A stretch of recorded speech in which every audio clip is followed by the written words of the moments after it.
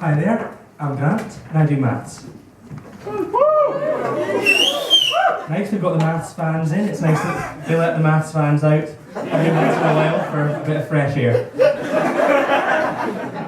Most people don't react like you guys do when they hear that I do maths for a living. People don't really think of maths as something you can do all day, every day.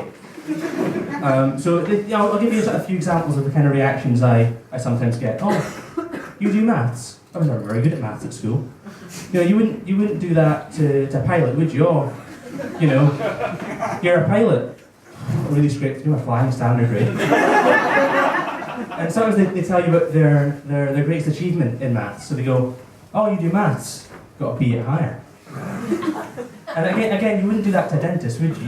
Oh, you're a dentist? I've only got 2 fillings. And another strange reaction is sometimes they tell you a fact to try and impress you.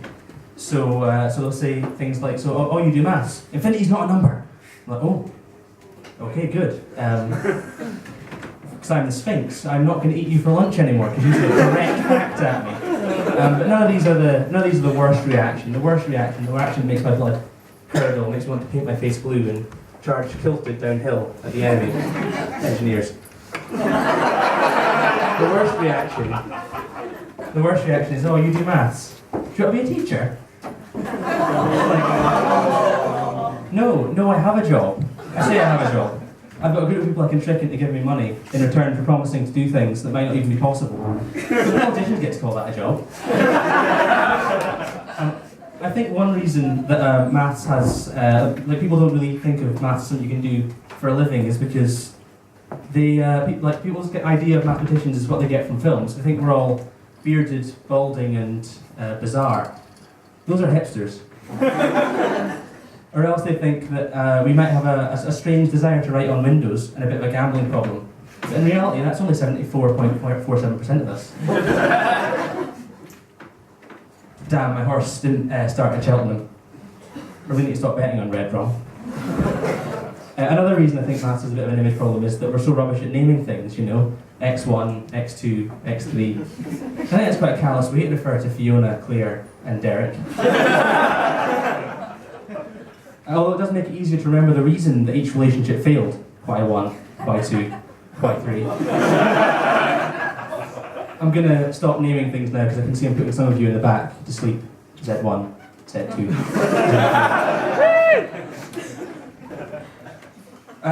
What kind of maths do I do? So don't worry, I'm not one of these evil mathematicians.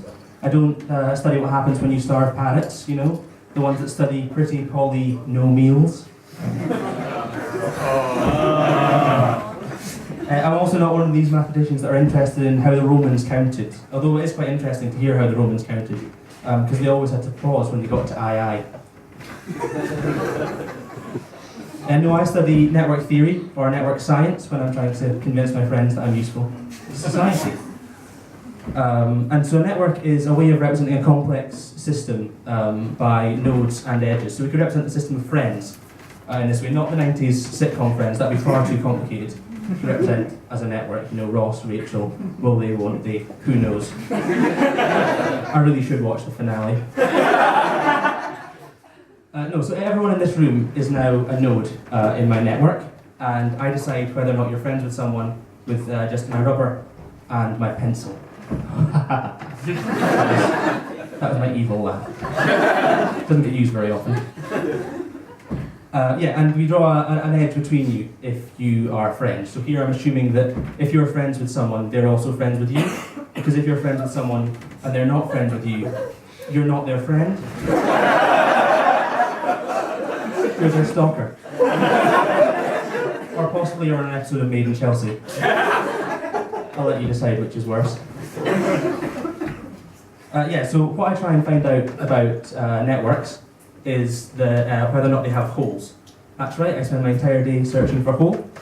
It's probably why I hardly ever fall over.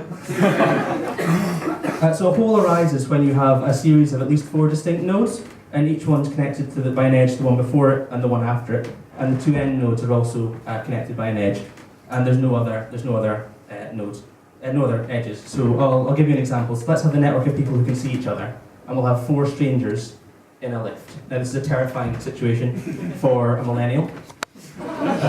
This might actually be one of our worst fears. So what we do in this situation is we back into the corner and play with our phones and avoid eye contact. But everyone can see each other. So there's an edge in every single node person in the network.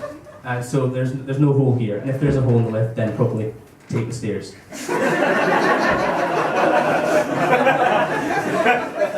Now, imagine the lift gets to the second floor, and a huge fat man steps in. I don't quite know how President-elect Trump got to the second floor without using the lift in the first place, but he must have. And naturally, he stands in the middle of the lift, so the people in diagonally opposite corners, they can't see each other. So you now have a hole there, and of course there's another hole in the lift, but we all know who that is. And actually, President-elect Trump is possibly another one of a millennial's most, deepest fears. And we deal with that one by posting angry comments on Facebook. So holes are useful. It's useful to find holes in networks because they can tell you things about the thing the network is modelling. So a hole in a transport network might tell you where there's a mountain maybe, or some other physical barrier like a wall perhaps. Or a hole in a protein network might tell you, that tells you where the binding sites of the proteins are, and this makes biologists happy and means I'm useful to society. Take that, friends. But the thing to take away is that holes are barriers to the spread of information. So we've all played Chinese Whispers, and Chinese Whispers is the spread of information around the hole. I'm sure we're all familiar with how the phrase Ronaldo is a great footballer. That's Ronaldo, the Brazilian Ronaldo with the funny hair, as opposed to Portuguese Ronaldo with funny hair. And that phrase can turn into something like, Grant wets the bed. I certainly remember that all too vividly.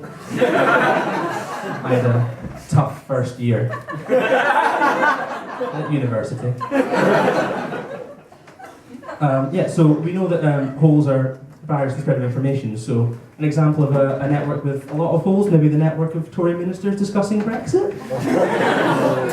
Thank you very much.